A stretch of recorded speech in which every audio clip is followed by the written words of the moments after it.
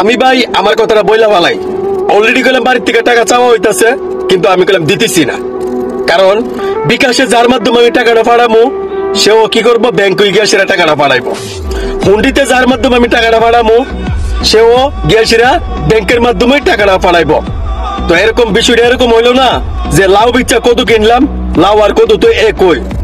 তো বাড়িতে এতটুকুই বললাম, এক বেলা খায়া থাকো, আরেক বেলা না খায়া থাকো, তারপরও আমার সময় মতো আমি টাকা দিব।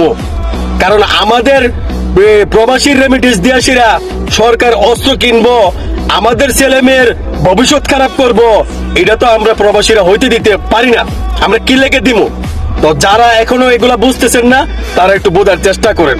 আর দেশের উন্নতি যারা করব তারা হচ্ছে আওয়ামী লীগ ছাত্রলীগ, তারাই করুক, আমরা এখন আর টাকা পয়সা দিতেছি না।